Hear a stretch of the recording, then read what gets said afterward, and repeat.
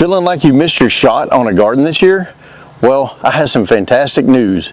You're not too late. In fact, June is a secret second chance for a massive harvest. I'm going to show you exactly which vegetables and fast-growing crops that you can plant right now, what feels like too late, into a huge success. So before I go any further, here are 3 vegetables that you can absolutely start today in June and still get a huge harvest. Bush beans, zucchini, and cucumbers. Yes, you can start them right now and you can still get a good harvest. You're not behind. And that's just the beginning. In this video, I'm going to show you exactly what to plant this month for a fast harvest, for big summer crops, and even a fall feast. And the last category is one that most gardeners actually completely miss out on. So if you've been feeling like you're too late, you're actually right on time. You've already got a few instant win crops in mind, so let's kick this off with plants that actually give you the fastest payoff. These are the sprinters of the gardening world. Perfect if you're feeling empty spots, practicing succession planting, or you just want something that you can actually harvest sooner rather than later. And I'm going to start with the most reliable June crop that's out there, and that is bush beans. These things actually love warm soil, which is exactly why June is the prime time to plant these. Most varieties can go from seed to harvest in as little as 50 to 60 days. So if you plant them in early June, you could literally be picking fresh green beans by early August. They grow compact, bushy shape, and they need no trellis, no fuss. Just pop the seeds in the ground and water them and let them do their thing. Next up, radishes. These are the speed demons of the garden world. Some varieties actually mature in under a month, but there's one June twist here, and that's heat.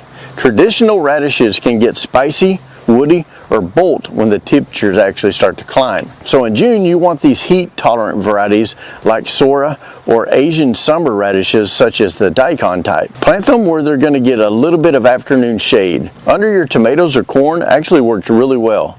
Keep the soil consistently moist to keep them crisp and mild all season long. If you're in the cooler zones, the northern zones like zones 3 through 7, June is still a fantastic window for that perfect radish crop. And finally, the productivity legends, and that would be summer squash. Zucchini and yellow squash. These plants absolutely thrive in the heat, which makes June one of the best times to sow them directly into your garden. You can be harvesting in as little as 40 to 50 days. Just be warned though, 1 or 2 of these plants can actually feed an entire family and their neighbors. If you're growing in containers, don't forget, go big. You need at least 5 to 10 gallons, maybe 18 inches wide with excellent drainage. Remember that squash roots hate sitting in soggy soil. These 3 crops are your quick wins, ones that reward you fast and keep the garden feeling alive and productive while the other slower growers start to catch up. So now that we're done with the quick wins, let's shift into plants that absolutely thrive when you plant them in June. These are the heat lovers. Crops that do not just tolerate warm weather, they actually demand it. We're starting with one of the easiest summer staples, and that's cucumbers. If you've ever tasted a homegrown cucumber, you know why these are worth planting, even in June. They explode with growth in warm soil, and they can start producing in as little as 50 to 70 days. You've got 2 main options here: the vining types that love to climb, and the compact bush varieties that are perfect for containers.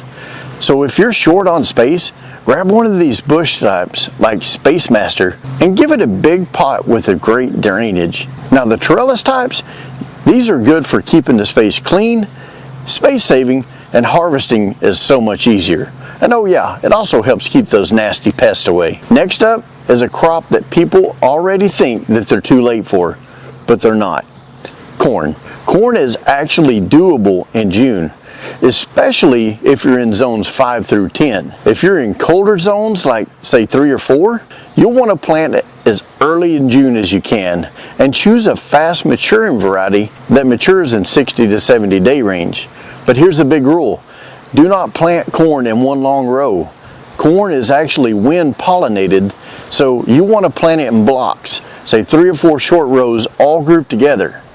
This is how you get full, juicy ears instead of those half-filled ones. Now, if you're gardening in a place where the summer gets really, really hot, say zones 8 and up, this next pair is for you. Okra and southern peas. These crops don't just survive in the heat, they thrive in it. When everything else is drooping, okra and cowpeas are powering through like it's nothing.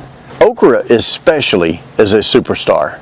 Beautiful flowers, steady production, and it absolutely loves the June soil temperatures. And finally, let's talk about the big 3. Peppers, eggplants, and tomatoes.